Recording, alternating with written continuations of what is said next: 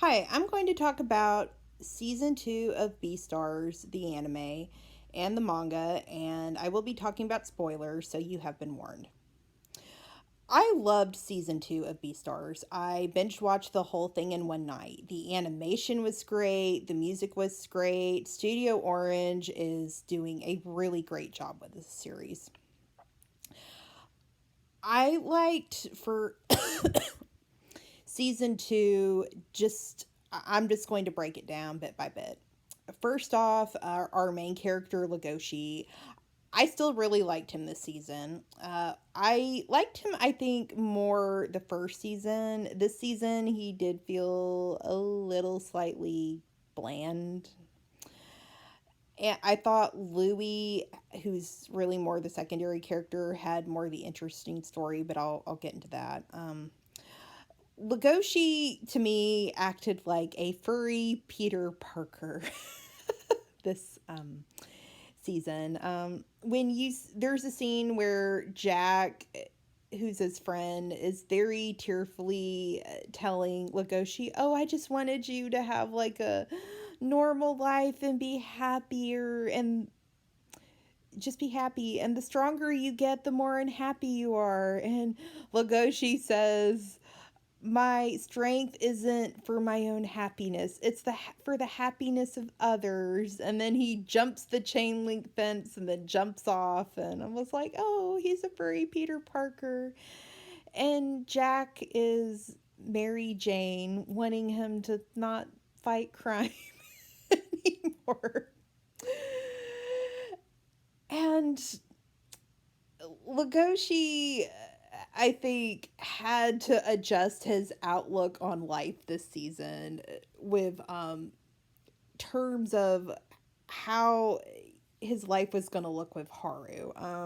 He said, "Let's get married," and that threw her for a loop. I think that would have thrown me for a loop in high school. And she's saying, "Shouldn't we date and make sure we're actually compatible?" And he goes, "Oh no, we there's plenty of good reasons for me to marry you. I can protect you and keep you away from other guys." And yep, she's the in his head, she's the one, and that's it. That's all that matters. And she wants to, date, not just in high school, but probably date him in college. That's what she's thinking. I want to do those like normal milestones other people do before marriage. And he's not thinking like that at all. But he adjusts. And also, Legoshi really does force his sense of justice on everyone around him. I think the panda Goda that he's training with tells him that, and Legoshi takes it rather well. He's able to recognize that about himself, and he he's working on it. But I thought Godo was so funny when Legoshi was asking him for advice. He's like, "Why is a high school virgin asking me for advice on this stuff? I don't really know how." I think he's thinking in his head, I don't really know what to do with these things. So, enough on Legoshi. Louis had a great character arc this season. He went from being the school idol on the stage in the drama club to he is the boss of the Shishigumi. He is in the black market. He is seeing things. Well, he saw things when he was little, when he was in a cage. And his I'm surprised his adopted dad like spent billions of dollars on him. But his as his adopted father says, "It was a good investment by my calculations," while adjusting his glasses. So yeah, so logically it all worked. And plus he loves him, and you can't put a price tag on love.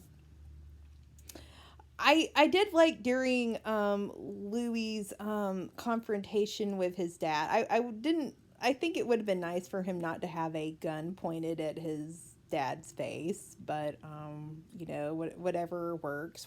His adopted dad, like, I like the fact that Louis had a gun pointed at him. He said, "In all these 13 years, we've never had an emotional exchange quite like this one."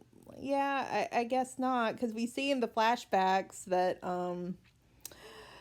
when Louis had dinner with his adopted dad, they would be at one long table on either end and they didn't say much. And also Louis thinks that his adopted dad never like came to his place, but you find out he did. I guess he went in secret, and he tells Louis he's a really good actor, and he reveals he's proud of him, which I'm not really sure why he couldn't have just told Louis all these years, hey, yeah, I showed it to some plays. I just did it secretly though, because I didn't want you to, I guess, know that I love you as a dad. I guess that maybe that's what was going on. But I did like that his dad just gave him a leave of absence from school instead of signing papers to let him be a dropout, because it gave Louis time to just figure himself out.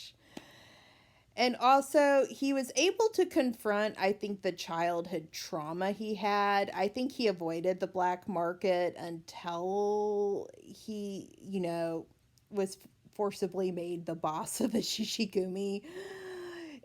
He hadn't been back until that point, and he was able to see the black market as an adult and realize, he's not a little kid anymore. He controls what he does now, and he can either face the world you know or hide from it under like just labels like the number on his foot saying, "Oh, it's my curse. Things are bad things are always going to happen to me," like a self-fulfilling prophecy. He was able to go just overcome that and be, this number on my foot does not define me. I did think it was a little extreme during Legoshi's fight with Riz, when Legoshi had to stop, that Louis literally told Legoshi to eat his foot so his curse would go away. I don't think Legoshi understood the curse thing being said, but he knew he needed to eat his foot so he could have a power up. And there was some sort of homo, like, erotic text in there of "you're my first and my last." I was like, oh, okay. When he ate his foot. And then he got his power up that I thought he looked like a furry Goku when he was fighting Riz. So,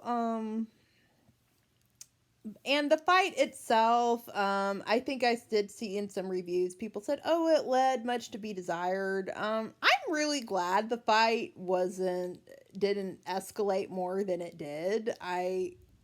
I'm glad that it stopped thanks to the intervention of the police. Thanks to Pina. That was because if it had gone on and everybody had got the action-packed fight they wanted, probably Riz or Legoshi would have ended up killing each other. So, moving on from that, Riz was to me a tragic figure. I think one of his biggest flaws was he wasn't noticed much by people in the drama club unless they wanted him to do something for them. He also, I think, was taking his meds to control his carnivorous urges because it was dictated to him, I think, by the government, from what I remember. I think in the manga and the anime, I don't think it was voluntary. I think all bears had to take their meds to coexist peacefully with herbivores, but there were negative side effects that Riz was going through, and holy shit, that stockpile of honey he had, I mean, he was having to like just lubricate those meds with, I guess, honey to make everything taste good. I think Riz decided his friendship with Tim was going to be a solution to all of his life problems, which was really bad. And I think part of why he thought that his friendship with Tim was going to be a life solution with all to all of his problems was he felt really good about himself when he would talk with Tim. And he felt like this good feeling he had would just overcome everything. And that was, I guess, partly why he just threw his pills in a trash can and came up to Tim and said, "Hey, I don't have meds anymore. It's okay now. I can show you what I'm like without them." And Tim's like, "No, this isn't great." Warning bells are going off in his head, and he's running away to put distance between himself and Riz for self preservation. And unfortunately, Riz runs after him to show Tim, he wants Tim to be enlightened with his newfound discovery, and sadly, Riz just ends up eating him. So, and of course, Riz's coping mechanism is he's developed this fantasy that Tim wanted to be eaten. So, on to my next ship I like, Riz and Pina. Pina is going by in life based on his looks. He doesn't really have a self-fulfill really relationship or emotional connection with any of the girls he dates. I think in the manga, and the anime doesn't quite show it as emotionally or intensely, but in the manga, when Riz bites Pina's finger in the bathroom, like, you can tell Pina really feels something from that. Also, it's a life or death situation, but someone online said, and I tended to agree with it, that Pina was possibly bisexual but wasn't aware of it, but was probably, that was when he experienced like an awakening or awareness that he might be attracted to males. I think Riz is probably gay. I have seen online people have made comments about it, and I would agree that he was probably gay for Tim, but unfortunately Tim liked the female alpaca, so that brings another layer of tragedy to him eating Tim, was there may have been unrequited love. Um, I think that Pina and Riz work for each other because Pina doesn't really have much of an emotional connection with anyone. Riz doesn't really have much of an emotional connection with anyone. Pina didn't think there was really much to life worth living until he was put in a life or death situation with Riz possibly eating him. And he found he really wanted to live. In the manga, I think the last you see of the two of them is Riz is in juvie, but Pina goes and visits him on a weekly basis and says, like, I want to be on your good side when you get out. Well, I thought that was really, really sweet that he's waiting for Riz and to come out, and that probably that friendship and that support will probably help keep Riz somewhat anchored. And my next ship that I really liked was Juno and Louie. Oh, I like those two. I love the dancing number that they had together. And I like that Juno is slowly starting to get to let Louie more this season than beyond being a school idol. I did not like the ending of the manga when he decided to go marry that deer. It sucked, and he honestly should have just married Juno.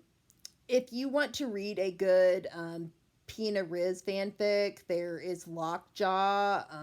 There is a good number of Louis Juno fics. Of course, there's a lot for Haru and Legoshi. And I can't wait to see what season 3 brings more of in terms of shipping. And this video is going to stop, so I will continue with part 2 of my thoughts on Beastars.